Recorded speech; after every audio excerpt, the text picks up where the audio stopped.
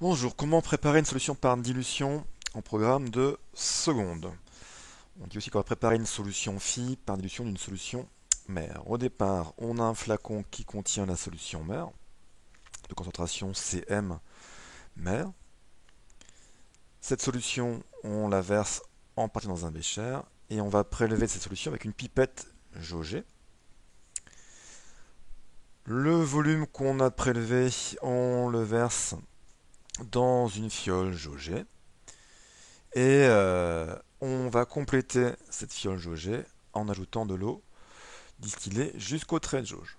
Alors bien sûr, les dernières gouttes, on le fait comme pour la dissolution, on ajoute ces dernières gouttes avec la pipette à doigt. Je rappelle que si vous dépassez le trait de jauge, vous devez recommencer. Une fois qu'on a fait ça, on agite pour homogénéiser la solution et la solution est prête. Allons voir en détail ce qu'est une dilution. Donc on a une solution mère. Alors les petits carrés rouges symbolisent le soluté qui est dissous dans cette solution mère. On va verser en partie cette solution mère dans la fiole jaugée. Et quand on rajoute de l'eau, on voit que le volume de la solution a augmenté, mais que pour un volume plus grand, on a toujours autant de soluté. Donc l'espace entre les différentes molécules de soluté s'est agrandi, la solution a été diluée. Alors, la solution de départ, on l'appelle bien la solution mère, c'est la plus concentrée, et la solution qu'on va fabriquer, on l'appelle la solution fille. C'est une solution qui est diluée par rapport à la solution mère, et donc elle est moins concentrée que la solution mère. On voit qu'il y a autant de soluté avant dilution qu'après dilution. Ça veut dire qu'au cours d'une dilution, la masse de soluté se conserve.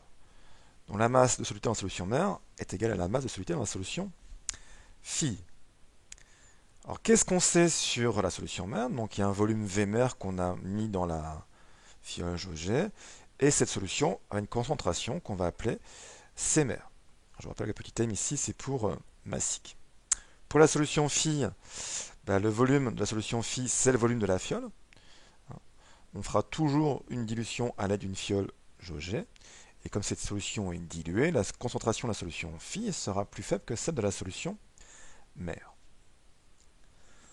On a vu en classe déjà que la concentration massique c'est M divisé par V. Donc la masse de soluté, ici, c'est la concentration massique fois le volume de la solution. Si j'applique cette relation-là pour la masse de soluté dans la solution mère et celle dans la solution phi, en appliquant M égale à Cm fois V et ces notations qui sont ici sur un fond vert. La masse de soluté de la solution mère, c'est C fois V, donc c'est C mère fois V mère. Pareil pour la phi. On a vu juste au-dessus que la masse de soluté se conserve. Donc je vais remplacer M soluté mère et M soluté phi par C fois V dans les deux cas. D'où l'égalité. C mère fois V mère est égal à C phi fois V phi. Donc voilà la relation qui est importante à retenir, qui va relier les concentrations et le volume de la solution mère qu'on a utilisée avec la concentration et le volume de la solution phi qu'on a donc fabriqué ici. Qu'est-ce qu'on retient de tout ceci? Que au cours d'une dilution, la masse de soluté se conserve. Donc au final, qu'on a C mère fois V mère qui sera égal à C phi fois V phi. Ce qui nous intéresse à chaque fois, c'est de savoir combien de solutions mères on va devoir prélever. C'est-à-dire que la plupart du temps, on sait combien on veut de solution phi. Donc on connaît V phi. On sait quelle concentration finale on va obtenir. Donc on connaît C phi. On sait quelle solution mère on va utiliser. Donc on connaît C mère. L'inconnu, ce sera quasiment tout le temps combien de solutions mères on doit prélever. Donc cette relation mathématique, elle servira surtout à calculer Vmer. Alors si on transpose Cmer de l'autre côté, ça passe au numérateur. Donc voilà comment on va exprimer Vmer en fonction des grandeurs qui seront connues habituellement. La plupart du temps, ce volume tombera sur le volume d'une pipette jaugée et cela permettra au niveau du matériel de savoir quelle pipette jaugée choisir. Une autre grandeur liée à cette dilution qui est importante, qui est souvent utilisée, c'est le facteur de dilution, qu'on note généralement F. Je reprends la relation qu'on a établie au-dessus, et je vais transposer Cm à gauche, donc il va passer en dessous, je vais transposer Vmer à droite, donc ça va passer aussi en dessous, et j'obtiens donc Cmer sur Cφ est égal à Vφ sur Vmer. Alors ce rapport, c'est celui-là qu'on appelle le facteur de dilution. Comme là, généralement, on va fabriquer la fille dans une fiole, Vφ ce sera égal à Vfiole. Comme la plupart du temps, on va prélever Vmer avec une pipette jaugée, ben Vmer ce sera Vpipette. Donc le facteur de dilution, c'est aussi Vfiole sur Vpipette. Exemple. On vous dit donc une solution mère a pour concentration 50 grammes par litre. On veut la diluer 10 fois parce que le facteur de dilution est de 10. Quelle concentration aura la solution phi?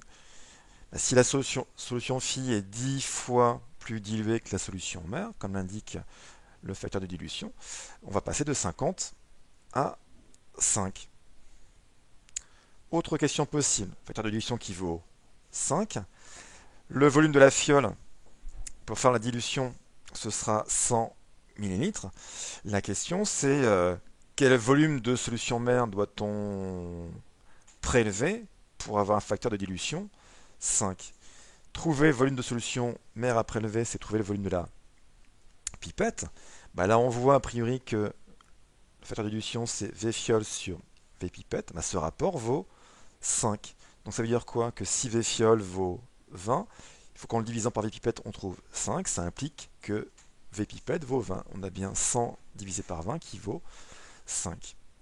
Donc voilà ce que vous allez retenir sur la partie dilution du cours sur les solutions en seconde. Merci de votre écoute.